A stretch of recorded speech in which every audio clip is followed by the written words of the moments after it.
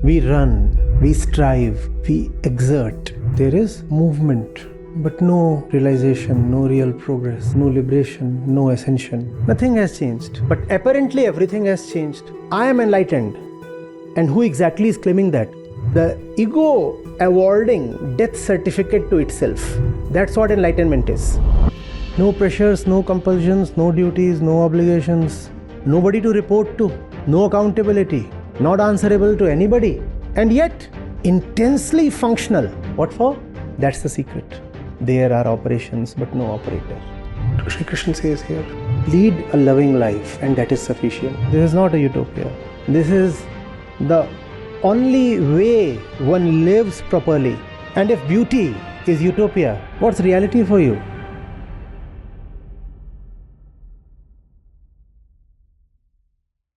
We say that the ego is a range,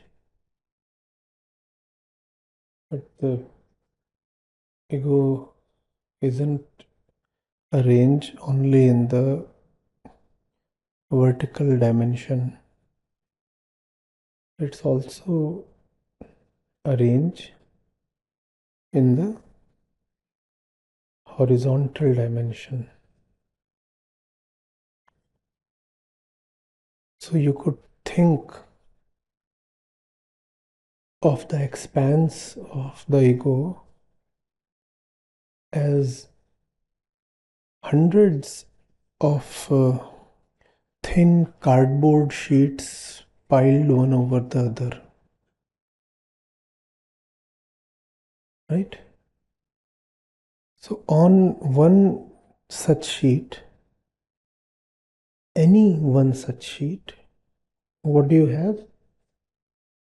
Horizontal expanse. Right?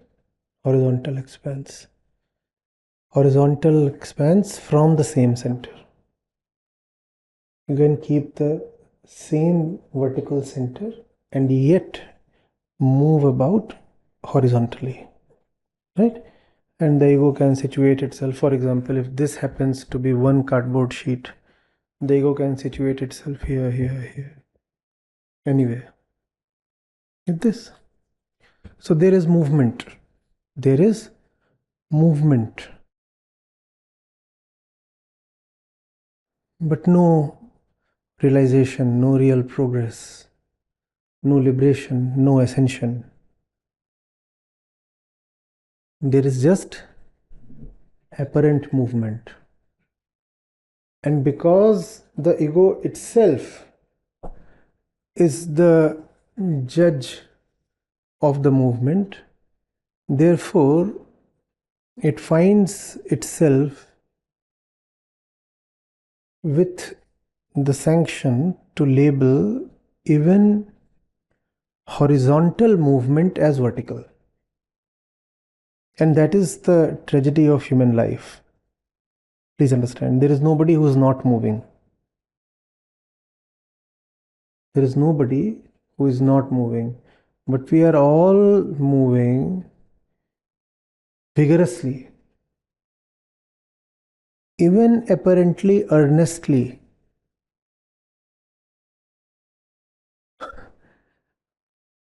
On the same flat cardboard sheet. So there is a lot of movement, and even if you go around in circles, that does burn fuel, or does it not? You don't rise that way, but you do get tired, and you do spend time, and energy is spent or dissipated. All these things do happen, no? Even if there is no climb, even if no height is being gained, yet a lot of fuel is being burnt. That is the tragedy of what we call as the normal life. Lot of movement, and the ego convinces itself, fools itself that the movement is at least partially vertical. It can't come with white lies. So it won't say the movement is totally vertical. So it will claim a slope, some kind of gradient. It will say, yes, I am moving in the horizontal way, but that is also resulting in some vertical height, is it not? And to whom is this question being asked? Himself. To itself. The ego asking the question to itself. The answer is obvious. The answer is predetermined. I am pretty, am I not? We know the answer, right? We know the answer.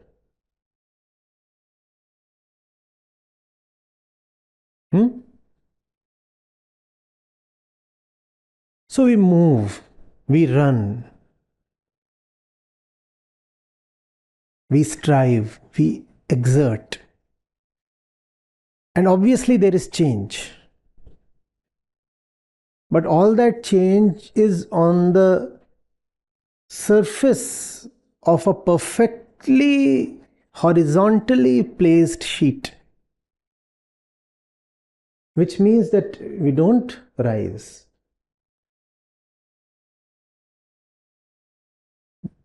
Even if there is displacement, the displacement is at the same vertical level. The vertical axis is the axis of freedom. The horizontal axis is the axis of movement. Yeah, change.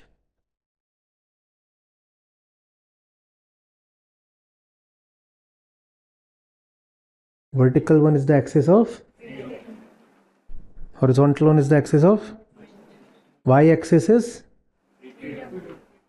x-axis is change. You get this?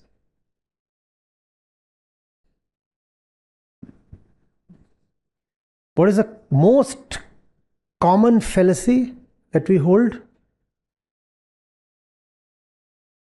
Y is equal to fx. That's the biggest lie man ever told himself. Man includes woman. Don't look at me like that. The biggest lie Homo sapiens ever told themselves is y equals. You know what that means? Some kind of movement on the x-axis will result in vertical displacement. It's the biggest lie.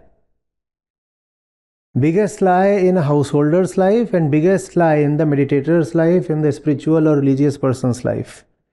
All are trying to get better through action, through karma. Karma is the x-axis. All are running hither thither from pillar to post, going round the world with the hope that some kind of curve, a particular arc,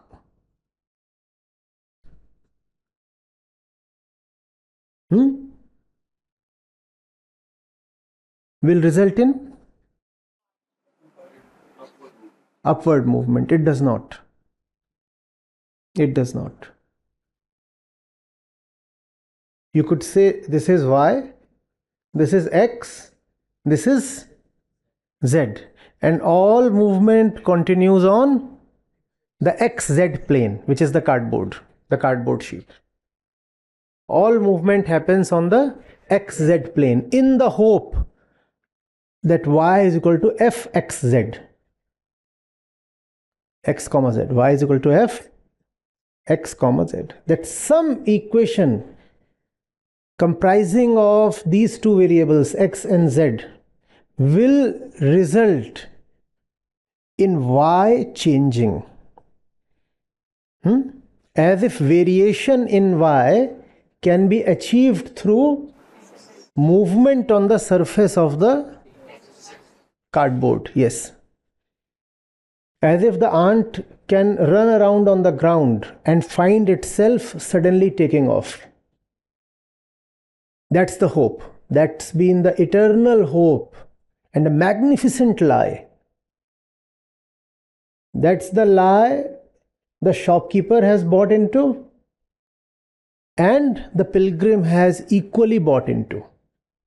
Doesn't matter whether you're a shopkeeper or a pilgrim. You're both being operated by the same lie. What is the shopkeeper thinking? I make more money, I get a bigger shop, I get a chain of shops, I go international, and I'll rise. Because all is ultimately for the sake of contentment. And contentment belongs to the y-axis, the vertical axis. I go international, I get placed on the Forbes list, this, that, whatever, something. And I find myself moving from y is equal to 1 to y is equal to 11. That's the shopkeeper's dream and his lie. And the equal lie when it comes to the religious man is more sadhana, more renunciation, more jap tap, this, that, or more knowledge, more scriptures, more austerity, or more something. This camp, that ashram, that mutt, something. More rigorous yoga. And I will rise.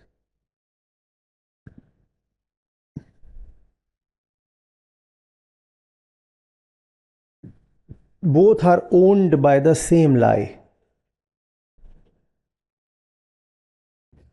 Do you get this? One worships the shop, the other worships the temple.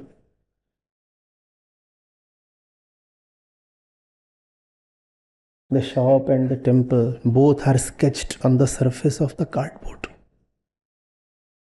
None of them have a vertical dimension. They are flat drawings. You can move from one shop to 5. Even the 5th shop will be drawn only on the surface of the cardboard. Even the 500th shop will be drawn on the... You haven't moved up an inch. Do you get this? So lovely. The ego finds it very cool, very convenient. When prompted to rise, it runs. When prompted to fly, it sprints.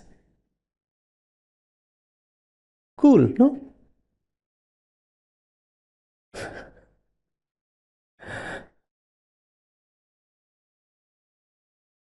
Like the school belonging to the 5th floor of the building. And the kid lives in his house on the 1st floor. Asked to go to the school, what does he do? Starts running around in the house itself. And gets tired and goes to sleep. So much effort he has put in. And he also feels morally vindicated. Am I a liar? Don't you look at my sweat? And look at the number of steps I have covered. Where's my clock? Oh. 14,000 steps I did today. I'm not a liar. I've covered this much distance. And look at my shirt, soaked in sweat. And I'm huffing and panting. And you're telling me I'm an idiot?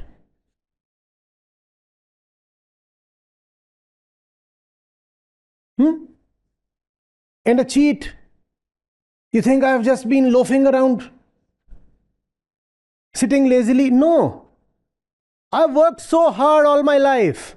Why don't you give me due credit? How many of you feel that way? I worked so hard all my life, I deserve some credit. You deserve zero credit.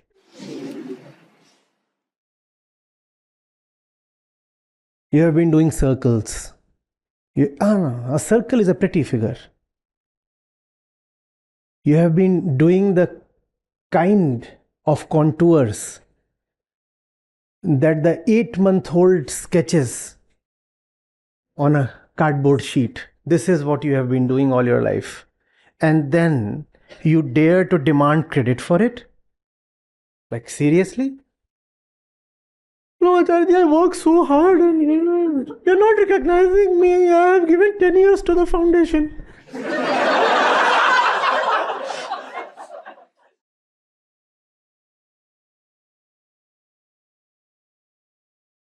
Rats in Bodhsthal.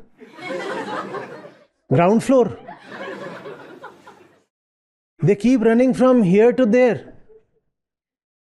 Same flat surface.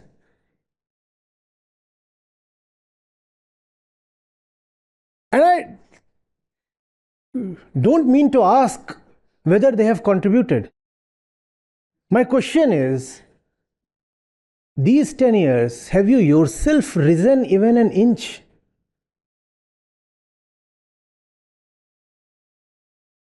Have you yourself risen even an inch?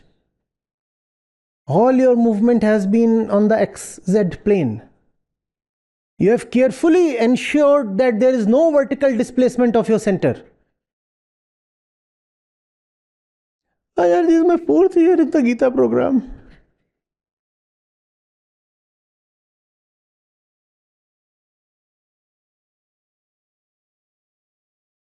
I have been donating every month.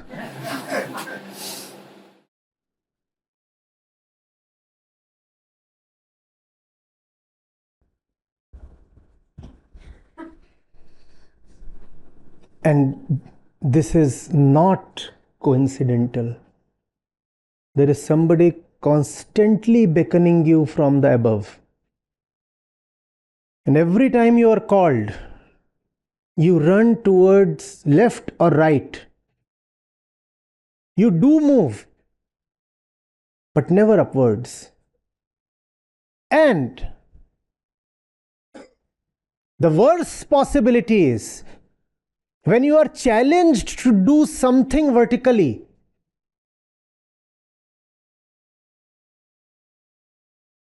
you sink vertically. That's the only vertical movement you know of. And then you say, I finally, against my wish, did what you wanted me to do. I changed my y coordinate also. And how did you change your y coordinate? From y is equal to 0 to y is equal to -1. Thank you so much. Only for you, Acharya. Y is equal to 0 was my preferred location, my sweet spot, my darling home. And still I gave it up. And now I am at all for your sake. And you give me no credit, no love. You have no gratitude, Acharya. You never feel grateful towards all your people who are running around so much.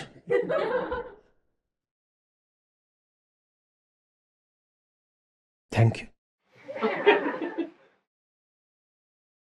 Thank you. Thank you for taking away my best years. Thanking you for being the huge sink in which I kept pouring my hours, my weeks, my months, my years to no avail.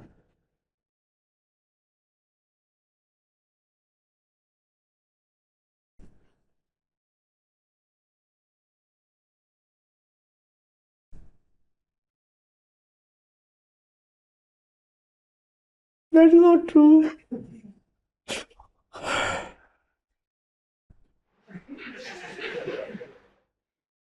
All right, wipe it properly.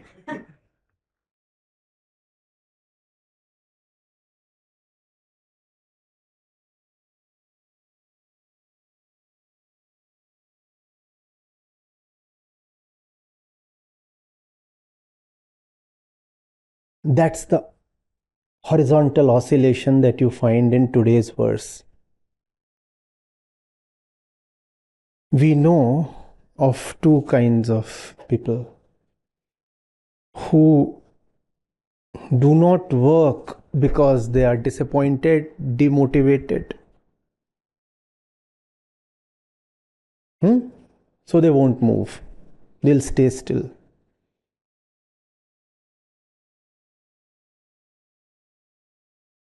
They'll stay still like the well-fed rabbit,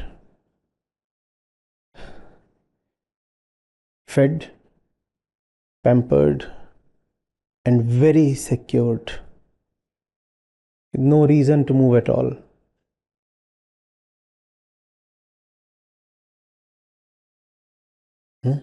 Lazily spread out on the soil. No, not on the soil, on the mattress. So they don't move at all. And that's because there is no motivation to move. Or you have people who exert themselves a lot, who do a lot because they have desire. This other category is the go-getter, the hard worker, the diligent ones. They seem to display discipline, agility, and look definitely different from the lazy, somnambulant type. Definitely different. The verse today establishes that they are not different. They belong to two opposite points on the same flat sheet.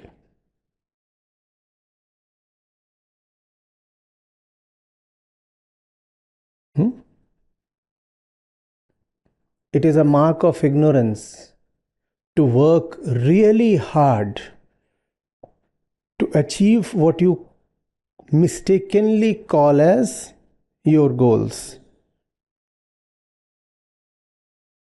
in the hope that achievement of your goals will give you some vertical propulsion.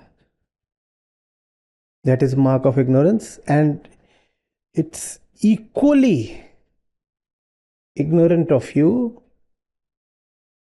to fail in the attempt to achieve and then fall dejected and motionless. Oh, I could not achieve anything in life. So what do? I'm depressed, I do drugs, and I just keep lying all day, and people call me good for nothing. What's the point? There's no point in this. I've turned existential. I've even read a bit of philosophy these days, The world is a big illusion. There's nothing there. And it seems you have gained in depth, meaning height. You haven't gained in depth. Desire was your fuel. You are low on fuel, that's all. Nothing more than that.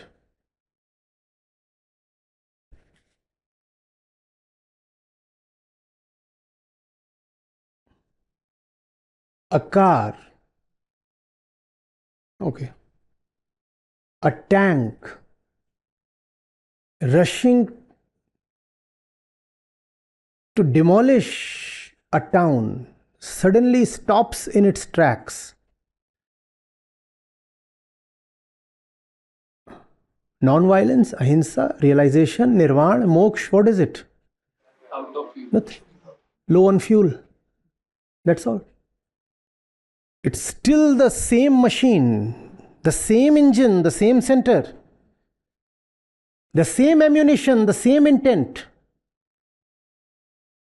if it has stopped short of devastating the intended target, that's not because of change of heart or ascension of center or self-knowledge.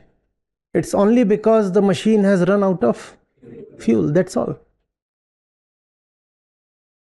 But when that happens to humans rather than tanks, we label it very shrewdly, very opportunistically as spiritual rise, vairagya, you see, detachment.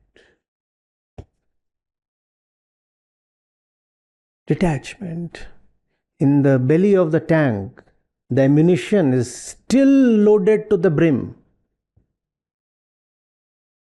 It doesn't lack in ammunition. Its engine doesn't lack in power or intent. Just that. Fuel. Let fuel be supplied. And see how the thing roars back into its former vicious self.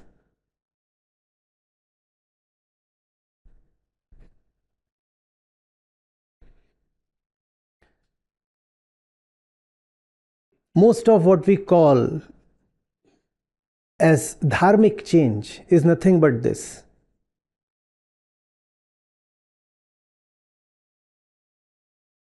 Change of form, change of cover, change of face, change of costume, change of label. The intent, the center remaining same.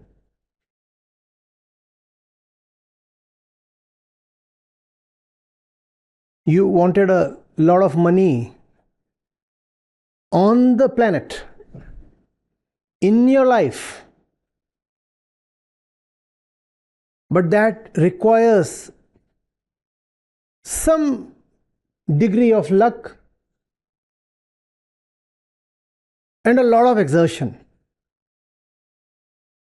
because all the coveted targets are finite and the covetous ones are almost infinite. And that's the magic of conditioning, no? We all are conditioned to chase the same things. So the number of those things is very finite. You are chasing some seat in a college, he's also chasing the same seat, she's... No. You want that thing there, the black mug. And he also wants the same thing, and there are like 150 of you here, and this happens to be just one. Now, who gets to grab that is determined by chance and industriousness and opportunism. Chance in the sense, who happens to be placed at the front. So she will have, I guess, the best chance at walking home with this thing.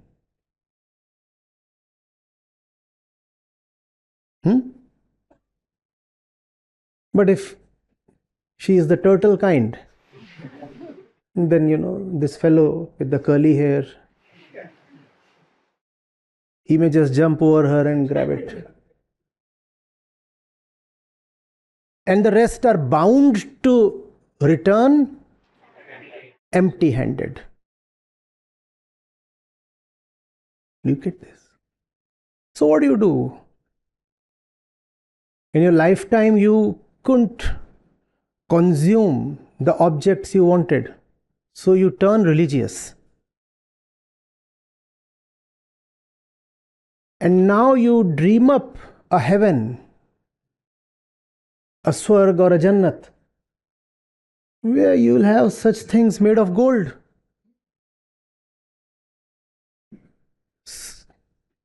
And much bigger. and one for each one. And not empty. You will have the most delectable drinks served in these containers. And now that you have convinced yourself of attaining this, in some imagined heaven, on this earth, you can safely give up your pursuits. Why? There is no point. There is no point rushing after this thing. The table is already booked for tomorrow. In fact, now I want to die as early as possible, so that I can walk into the cafe. Huh? Do you get this? What has changed? Nothing. And obviously we know of women. We know of how religion has been selling women across centuries. Patriarchal societies and patriarchal versions of pop religions, Lok Dharma.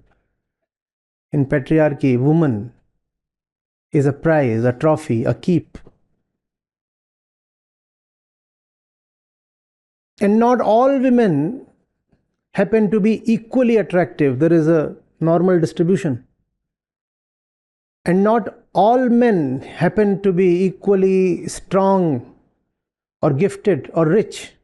Therefore, most men will find themselves disappointed with respect to women, right? 5 or 10 in a village, and there happened to be 300 male contenders. 290 will have to be disappointed. So finally, where do they massage their fantasies? These 10, they are nothing. I will show you the real deal. There.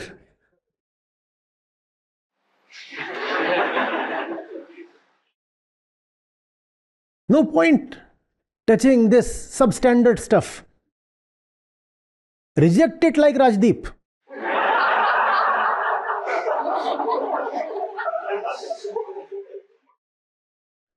You don't have any idea what he is cooking.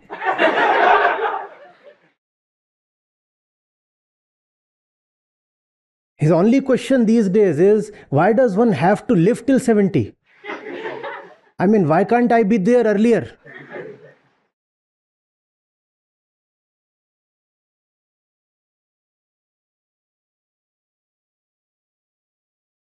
Do you get this?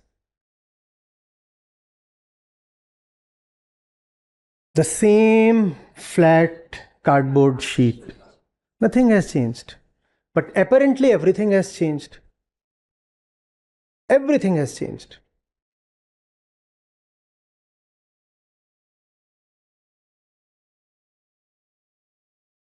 Appearances are always deceptive, and appearances are always used by the ego to deceive itself. The possibility that the Gita is opening up tonight is mind-boggling, unimaginable. You don't want to accept that. How is it possible? Yes, we know of the tireless workers.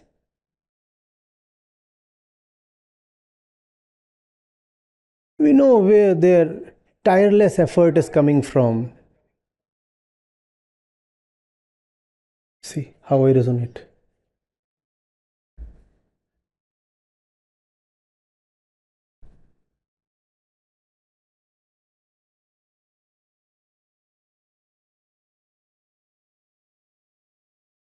Where are they coming from?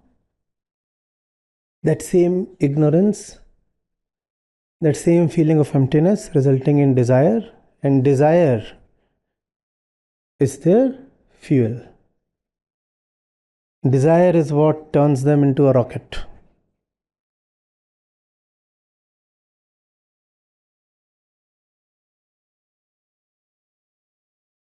I'm unstoppable.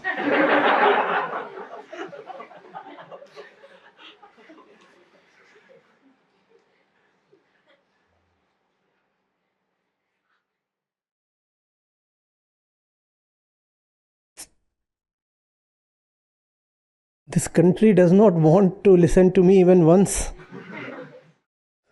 The girl insists twice. And they'll hammer you.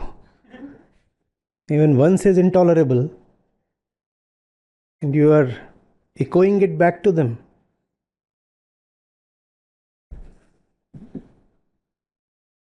And if you find somebody hopeless, forlorn, energyless, the reason is simple. He has lost all hope. Yeah, fuel.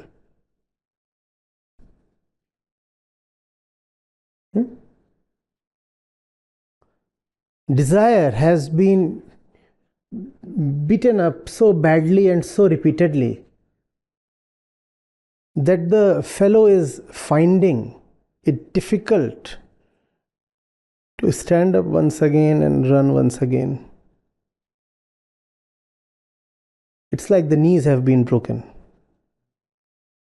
That's all. The heart still beats, just that the knees have been broken. What's the heart? Desire. So these are the two positions on the cardboard sheet that we know of. Very common positions. Very, very common positions. How many of you have passed through both of these points, more or less? Yeah.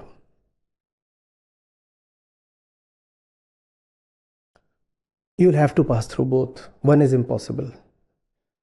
This is the plane of duality. Duality. One night you find yourself overflowing with energy.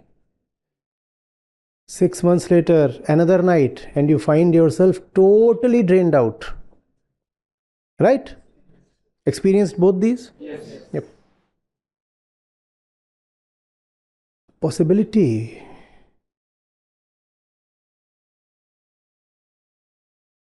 Being pointed at here.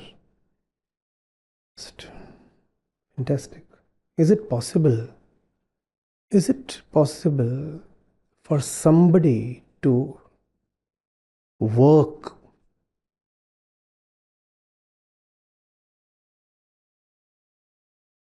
without having any stakes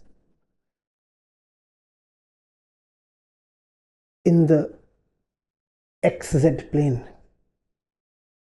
And not just work fiercely, work vigorously and responsibly.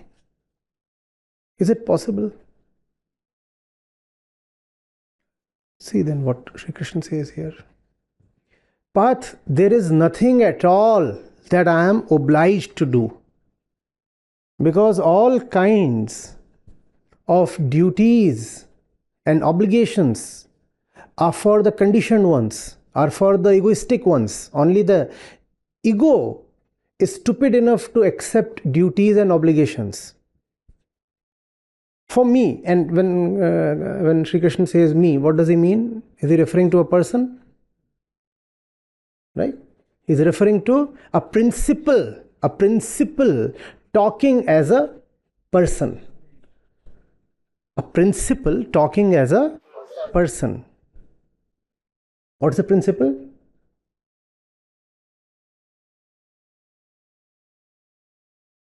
Egolessness.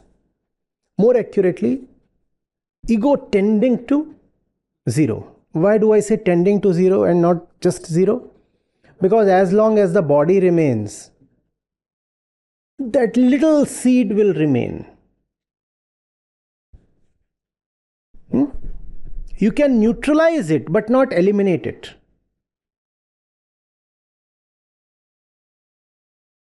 Because the skin does remain, right?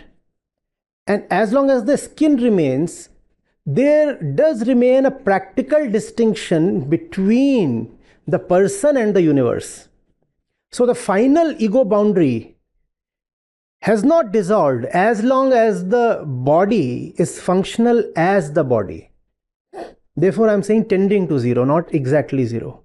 It can never be exactly zero.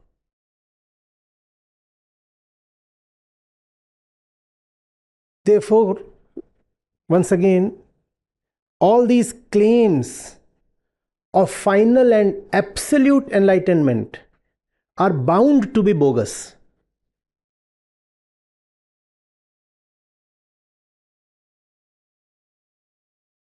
Do you get this? The really sincere one will know first thing that as long as the body is there, the brain is there. The physical tendencies are bound to remain active. Yes, through continuous self-observation, you can keep progressively thinning the ego down. And that's wonderful. And you can thin it down, yes, to a degree that you can say the ego has been practically reduced to, but not actually reduced to zero. Practically, yes. Actually, no. And that distinction is not just academic. That distinction is very, very, very important. Because the ego will want to certify itself as dead. Think of the comical irony. The ego awarding death certificate to itself. That's what enlightenment is. I am enlightened. And who exactly is claiming that? I. So the ego is giving death certificate to itself. Stupid. And more stupid are those who buy into all these claims. Remain humble, remain human. You don't need to get enlightened. Remaining honest is, you don't need to go beyond that, blazing into some metaphysical sky. Not needed. Right? Simple, humble honesty. And that's sufficient.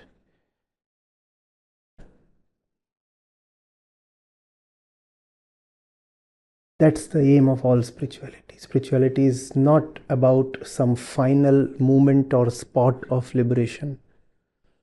No final moment, no final spot, no fixed destination. Yes, you do have a horizon to look forward to, which is good.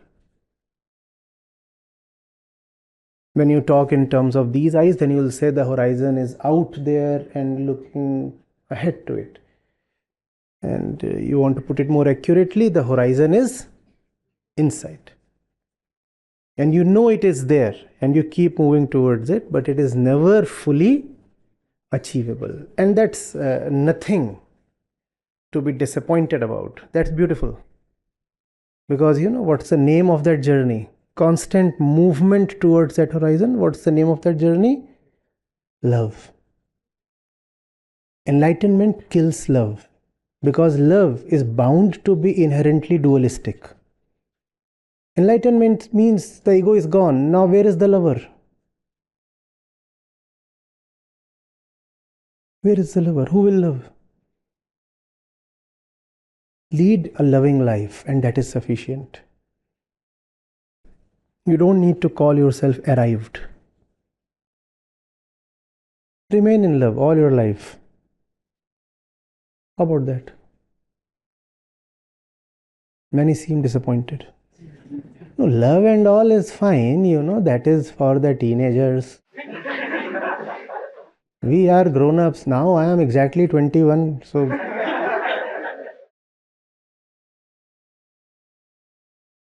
so 21, why are you calling yourself grown-up? Because those who are 30, they call themselves veterans. So at 21, I must be at least grown-up.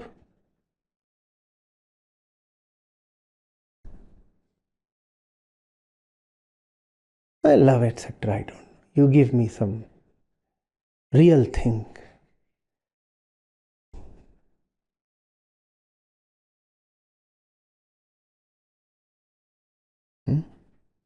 Nothing.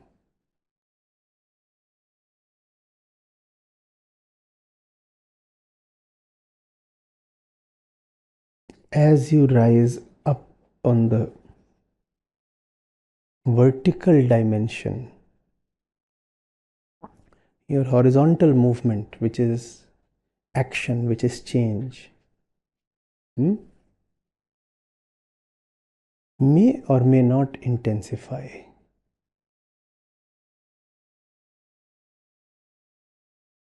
But for sure, it does not come from the usual kind of fear and desire and hope and expectation anymore.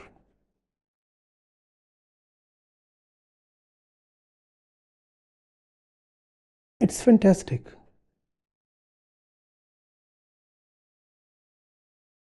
A similar intensity of action is possible. A greater intensity of action is possible. And a smaller intensity of action is possible. Meaning all kinds of actions are possible from an elevated center. You don't really have to be burning from inside to be moving on the outside.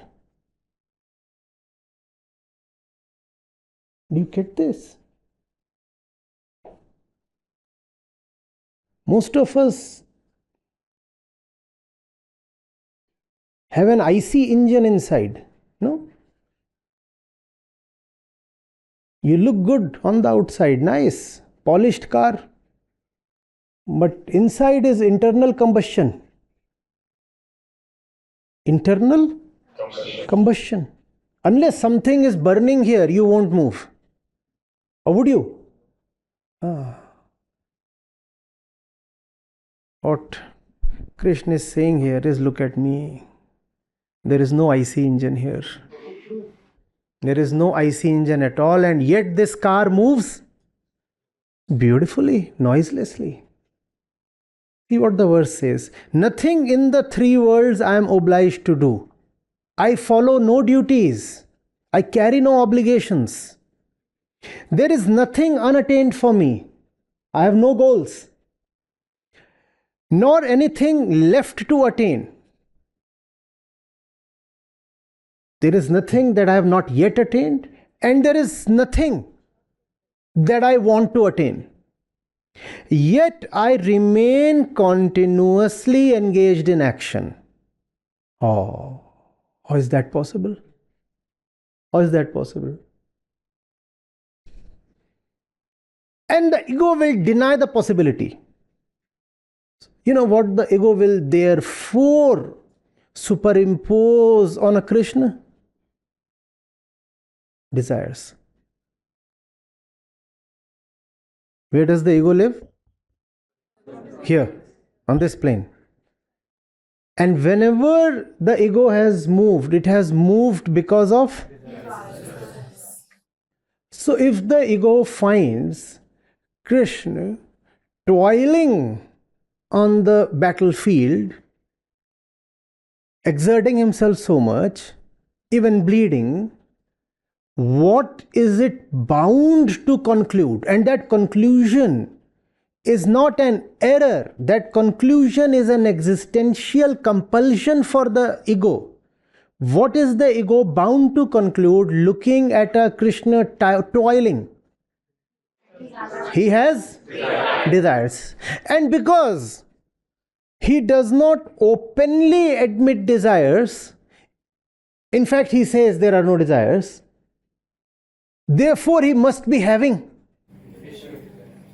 He must be having deeper, toxic, dark, abnormal desires. You see, we are simple folks. So we have simple desires. And we openly admit them and embrace them. Why are you working so hard? I have this son. Who's practically a burden on the planet. But because he also happens to be the rotten apple of my eye, therefore I have to place him somewhere. So I just want to earn rupees 10 crore. For his sake. You see, I am a simple man. A normal man. But this Krishna fellow, see what he is doing. Meddling in somebody else's affairs. Army on one side, commander on the other. Something fishy somewhere, for sure. And then he has become the charioteer, but says, I will not pick up weapons. There is definite contradiction. I say, mark this man. Something is cooking. This is not simple. I work because I have to marry my daughter off and please my wife and such things. And make my father feel proud. You spoke ahead of me. Very experienced chef, huh? All are trying to make their fathers proud.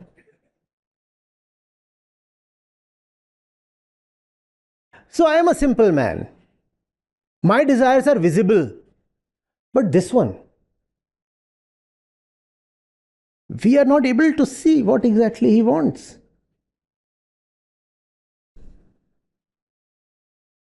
And then on top of that, he is loudly claiming that he wants nothing. And then I tell you, I am an experienced man. When somebody says he wants nothing, it means he wants something deeper. So be careful. This man is dangerous. There is this novel by Ravati Karve, Yugant. She has actually gone on to detect and conclude that Krishna was after the title of Vasudev. And that is what he wanted. And hence he got into the war and got all these people killed and delivered the Gita because he wanted something for himself. And I respect her. The work is beautiful. In fact, I have used that work once to teach students of an MBA program.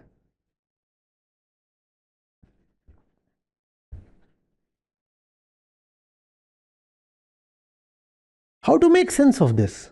What is he saying? I want nothing, I have no duties, no obligations, no desires at all. There is nothing here that I want to attain, and there is nothing that is left to attain. It seems I have everything. Yet, I remain ceaselessly active. But why do you remain ceaselessly active? Go and chill and relax, Baba. What are you doing? If you have everything, sweltering sun and hot, and nobody knows what that Duryodhan fellow is up to. Look at his biceps. Why are you needlessly running the risk?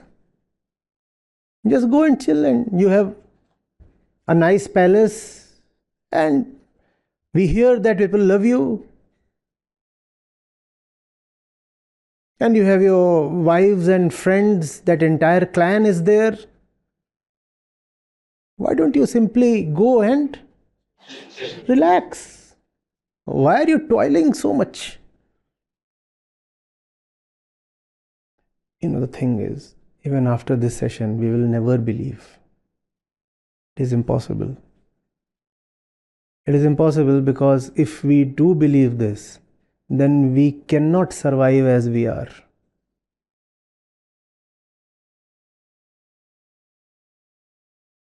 Even if we are forced to believe, even for a moment, that belief is driven by the persona and the posthumous, legendary, historical, mythological aura of the personality of Krishna. That is where the forced belief will come from. The ego will say, people worship him. So it might be true, maybe, after all, he is divine. After all, he is not normal. After all, he is not one of us. After all, he is supreme. After all, he is God. So it is possible for him to be desireless and yet active and working. So even if you believe it, even if you do not dare to openly question and refute it, the reasons will not be sincere.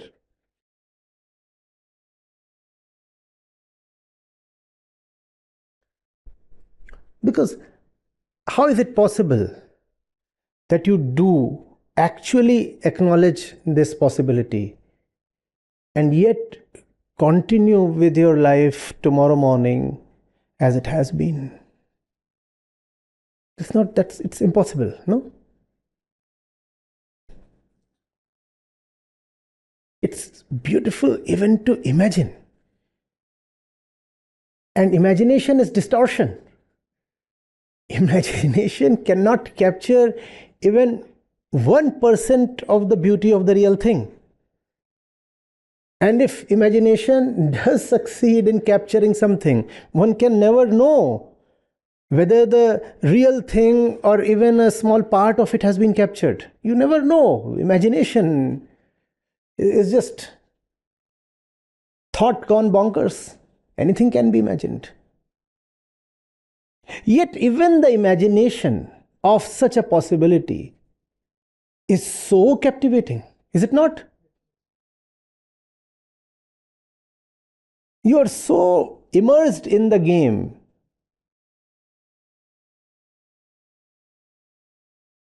and your elbow and your knees are bleeding. You're out of breath. And somebody asks you, what will you get if you win? And you stare blankly into his face. I haven't thought about that. What happens to you if you lose?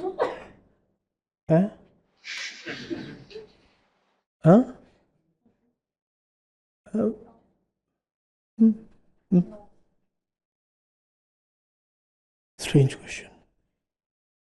But I haven't thought about it.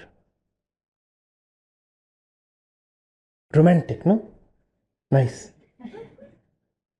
As they are.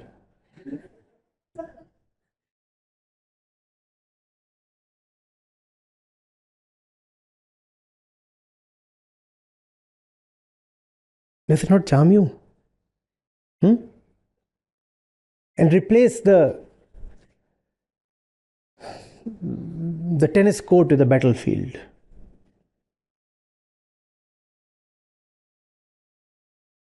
And then replace the battlefield with the field of life. Because battles end, no? No battle carries on indefinitely. Life never ends, at least as long as you're alive. And every day you are getting up and going out and working your heart out. And somebody asks you, why? And you say, A nice question. With a question mark. I need a t-shirt. This one.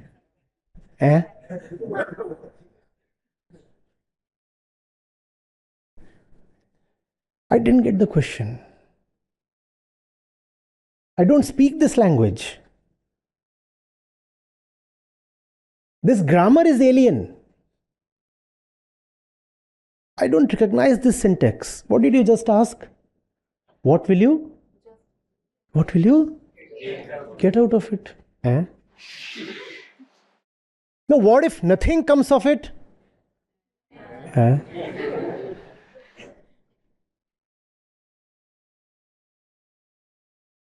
What if at the end of your life you are left with nothing? What a boring question. What a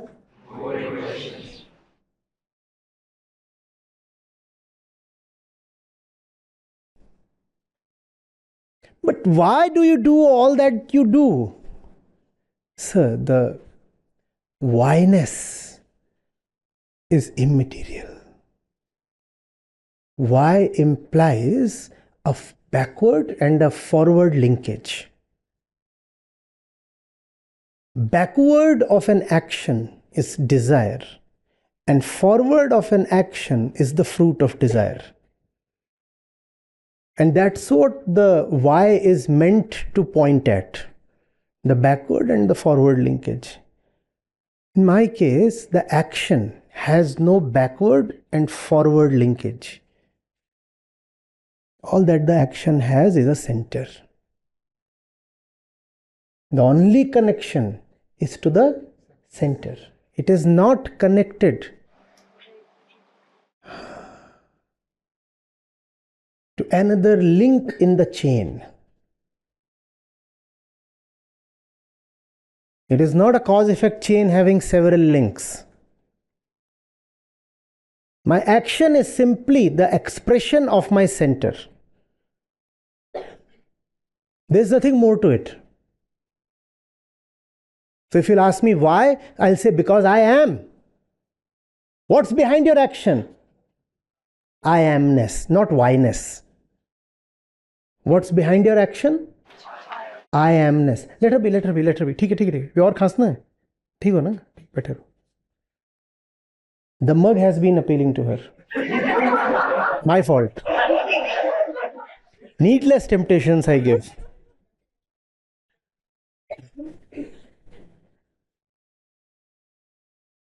Do you understand? What's behind your action? Not whyness, but I amness. I act not because I desire, I act because I am. I act not because I desire, I act because I am. That's it. That's it. Therefore, there is nothing more to the action. The action has no forward linkage. The action does not spill over into the future. The action ends at the action itself. The action is complete as it is. The action does not depend on a future result for its completion.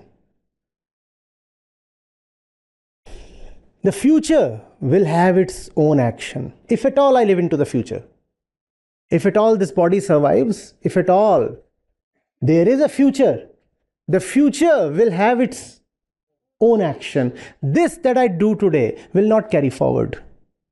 This is over right now. This is over right now. So I cannot be disappointed because I wanted nothing. This is over right now. I'm not going back and then peeping again and again into the phone to look for a message.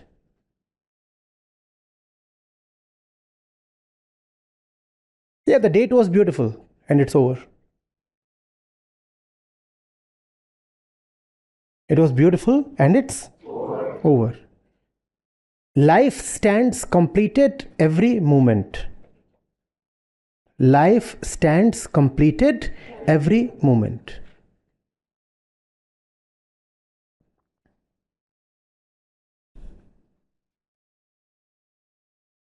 I don't stretch things into the future.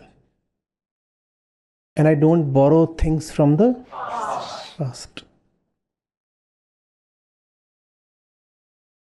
No backward linkage, no forward linkage.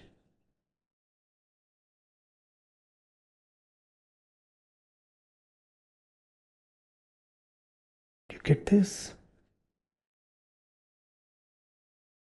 Even if you want to deny this, deny it with some honesty. Simply say, I'm not good enough for this. Don't say it is impossible.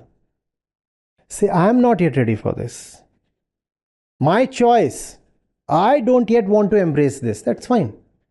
That's fine. Don't say it's not possible, or that the author of the Gita is weaving a utopia. No, this is not a utopia. This is the only way one lives properly.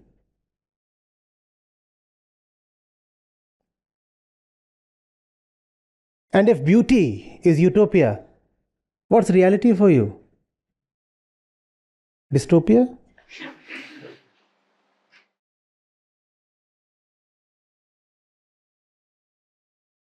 Do you get this?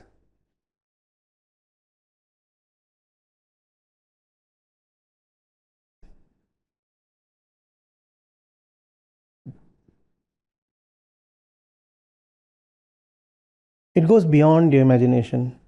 To give fully.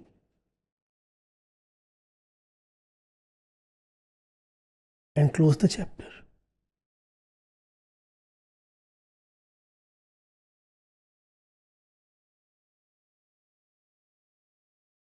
Not wait for how tomorrow returns the favor.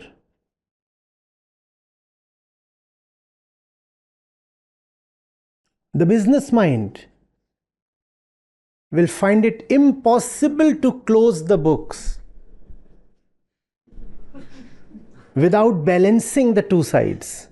So much given. And then so much remains accrued.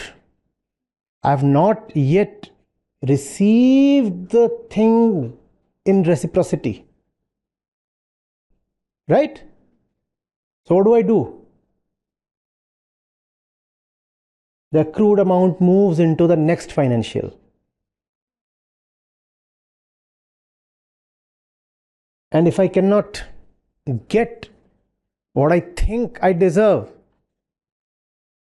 then I'll get it by supplying moral virtue to myself. That's my way of recovering the debt. Do you get this? No. You owed me rupees 1000, right? I gave you rupees 1000 and you needed to return. But though when I gave it, I said, no, this is my love. But inside, somebody was writing the ledger. You know that happens, right? We all know. I was writing it here and said, I love you so much. You actually believed I love you so much and decided not to return anything. So what do? I compensate by crediting myself. This is a debit, right? 1000 is a debit. So I credit myself then with moral virtue. Worth rupees? Exactly worth rupees 1000. 1000 rupees of morality credited. 1000 rupees debited in cash and credited in virtue. So what do I get now? Bragging rights. You are such a miser. You can't lend even rupees 100. Look at me. I have spent crores. I just keep giving here and there. And even when they come, or rather they chase me to return the money, I don't take. And I have proof.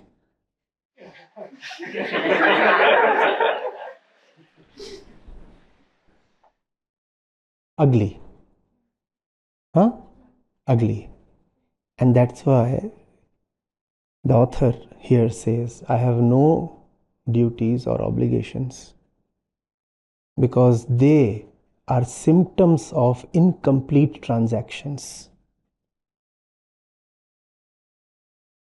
My transactions are always complete. Why? Because there is nobody keeping the accounts. When there is nobody keeping the accounts, how will you know whether you are in profit or loss? That's great. And the Gita says that's the greatest profit. Not knowing whether you are in profit or loss is the greatest profit. Wow. The biggest loss is to keep an account of profit and loss.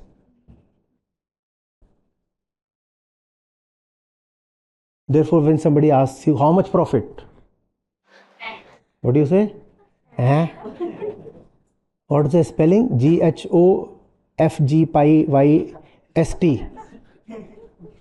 I don't know how you spell that.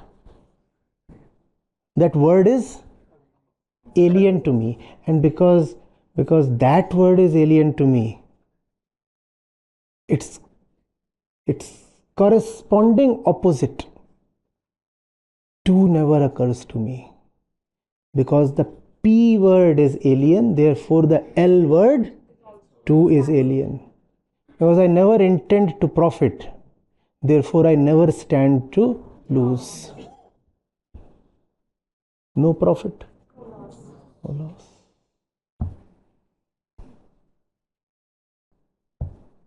Do you get this?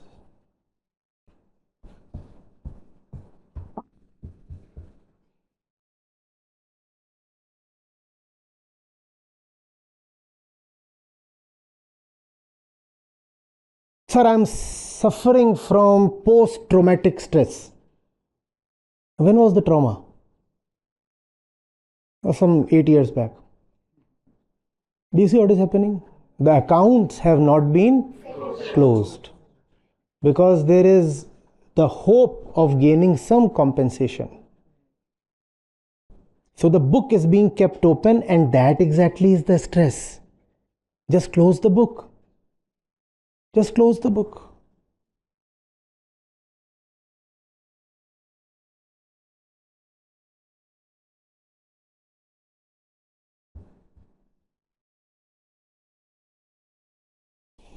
And you're not keeping it open because you are helpless. You are keeping it open because you are business minded.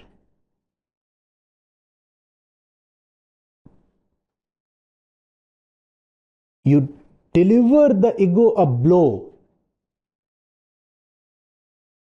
the ego will want to gain something from it. It will say, I weep because I have been hurt. The fact is, it weeps because it did not get paid adequately for the hurt.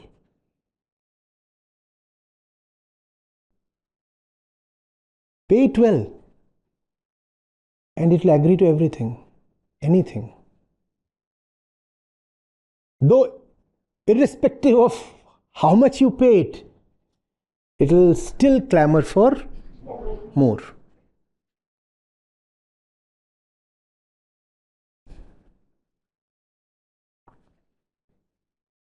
Do you get this? Now repeat these to yourself. Let these words silence something within. That noisy E thing.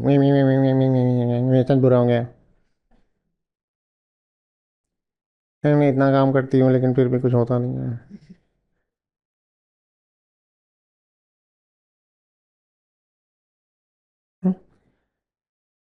Parth, there is nothing in the three worlds, means everywhere.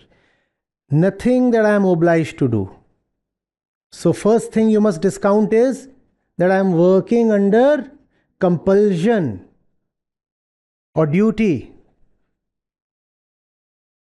or pressure.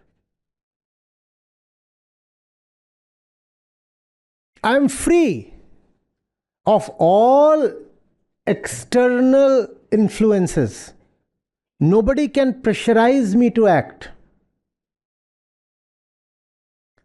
Nothing unattained for me, nothing left to attain.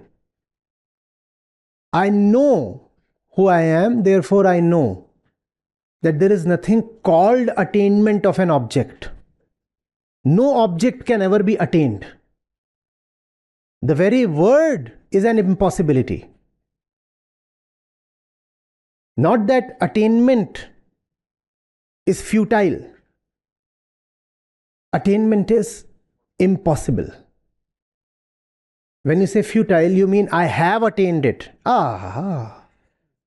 That's too much to take credit for. That's a very big boast. I have attained this. What have you attained? What is yours? So attainment is more impossible than futile. You have attained nothing at all. Nobody can attain anything. It's just the ego that wants to believe it has attained something. Otherwise, there is this body and there is this planet. What do you mean by attainment? Define it. What do you mean by attainment? There is this body and there is this planet. And then there is the entire universe. What do you mean by attainment actually? Legal possession, laws change. What do you mean by attainment? What can you have? And what is it that you can have and can't be robbed away by others in time? There is a thing called attainment. When you say attainment is futile, you want to boast that I did attain, but later I discovered that the attainment was pointless. No, you never attained anything. You never attained in the first place. Just because you are keeping something close to you for a while, you haven't attained it.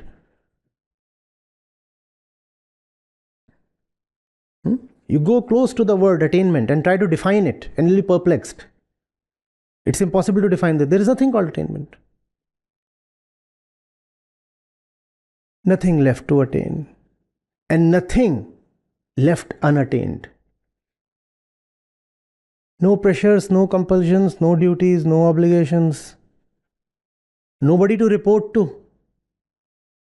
No accountability. Not answerable to anybody, anywhere. And yet, intensely functional. Yet, beautifully operational. What for? What for? That's the secret. There are operations but no operator.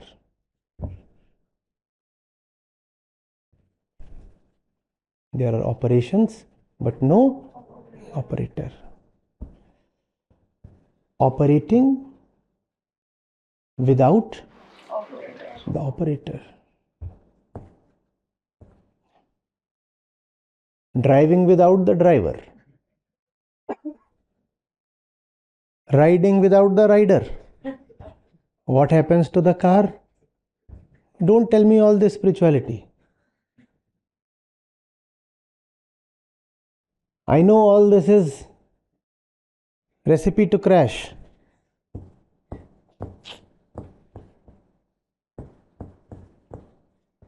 Listening without the speaking, without the beautiful. Nobody to keep a record of anything. Therefore, no expectations. How can I ask you to return something to me when I do not even know what I have given to you?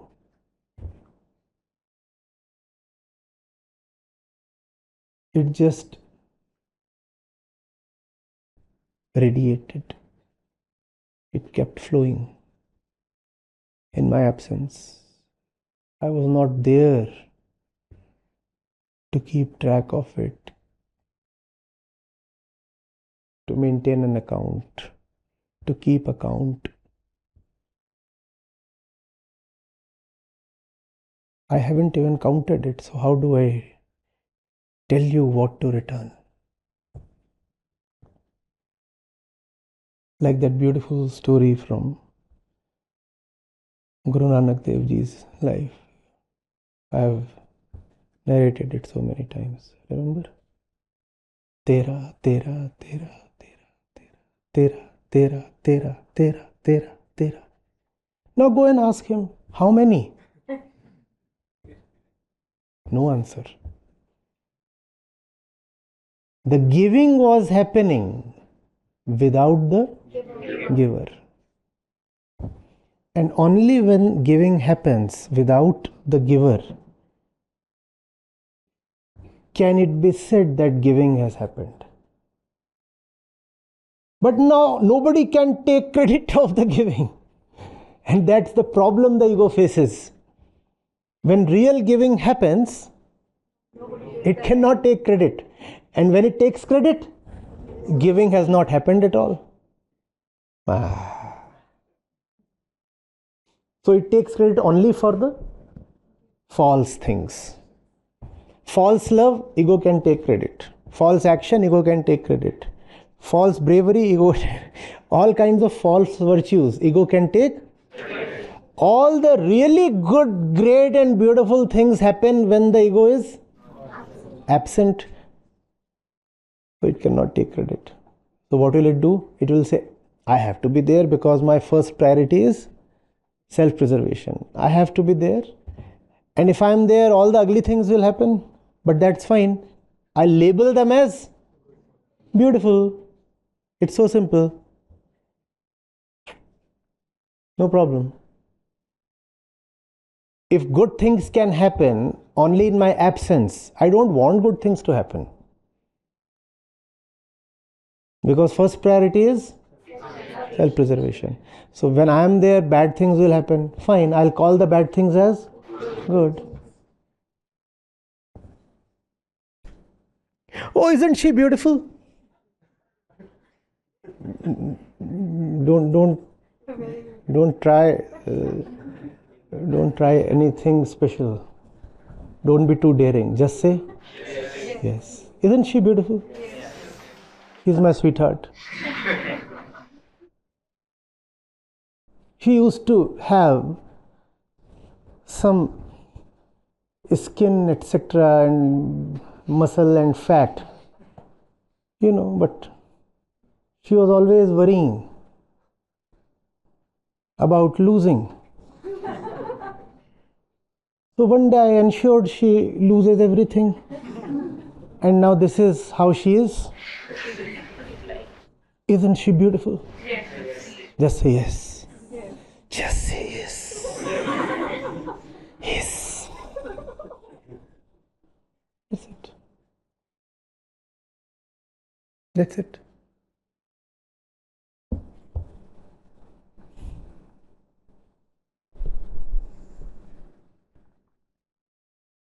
What's the point in making all these great things happen if I'm not there to enjoy them or take credit for them? Logical or not? That's the logic. If real love can happen only in my absence, then who will be there to feel excited and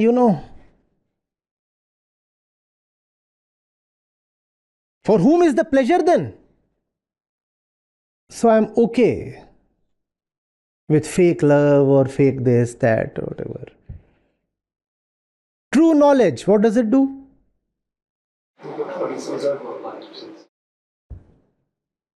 cleans up the ego. So what's the point in acknowledging true knowledge if true knowledge would clean me up? If true knowledge means I'll be no more, what's the point? Now true knowledge is there and I'm not there. For whom is true knowledge now? This is so stupid. So I'll rather have false knowledge. But how can I have false knowledge? You want to say I have false knowledge? Like seriously? I have true knowledge. I have true knowledge. And you go to the one who really knows. That one cannot be even called as one. And you ask him or her, what do you know?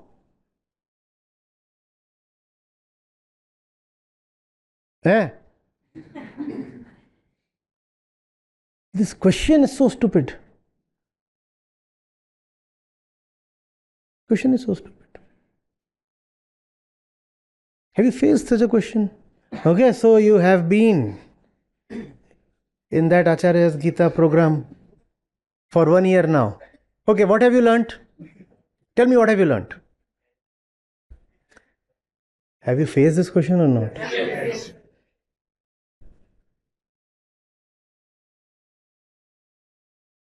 Wear the t-shirt. That would help. One?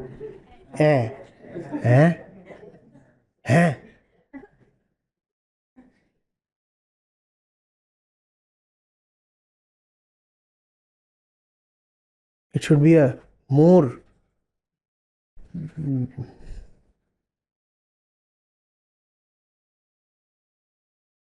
what should I say? Not animal produces a very coarse sound. Like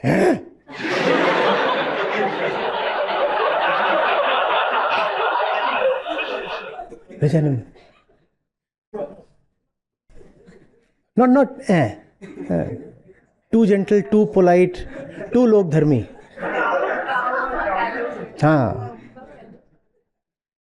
So it should be a buffalo like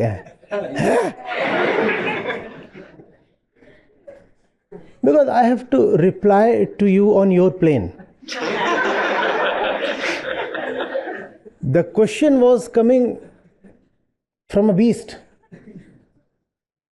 And therefore some buffalo or crow has to reply to it.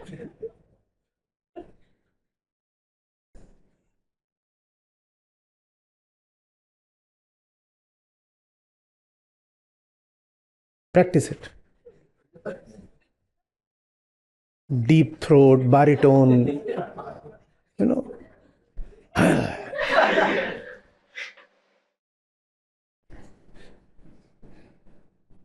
And that's also the reply you should keep giving yourself.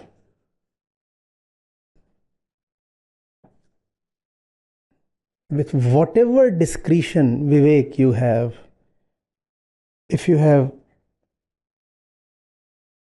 begun with something and that inner creature keeps poking in, what will you get? What will you get? That's the answer you give yourself. Yeah.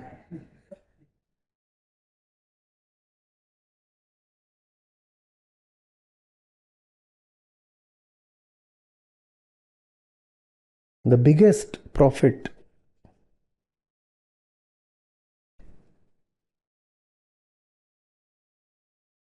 is for those who do not count. Counting itself is loss. But only when you are operating right at the edge of your discretion. What I just said does not apply to indiscriminate or obligatory action. Somebody has conditioned you to keep performing some duty as a ritual all your life. And then you say, but I'm not supposed to count what I get from it. That's stupidity. When the action is obligatory or ritualistic, definitely count what it gives you. Definitely assess what you get from it. Definitely. But when, for a change, your action arises from a clean point within you, then remember to silence that irritating inner voice. Whenever it says, what are you getting? What are you getting?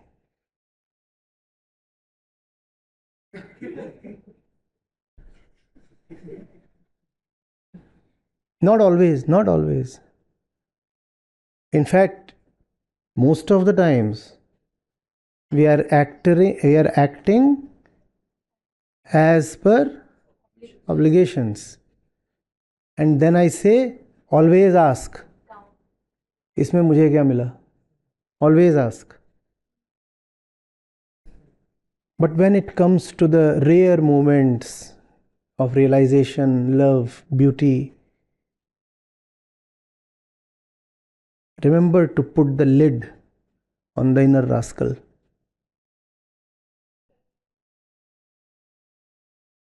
Or if he still manages to peep out, reply with a coarse, rough,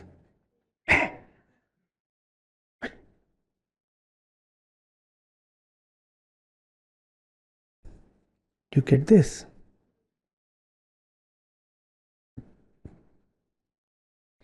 Running this way all your life will not enable you to rise this. But do not think that if you rise, action in the horizontal expanse will suffer. No. You can be here, there, right at the top, and still be acting horizontally and very vigorously. Superficially, that action in fact may resemble the action happening on this plane. After all, Krishna is leading a chariot, and there must be so many other chariots and charioteers, right? So casually seen, they all look very similar. But the center is very different. The others are there for the sake of money or obligation or revenge or greed or something else. But this one has nothing personal at stake. Do you get this?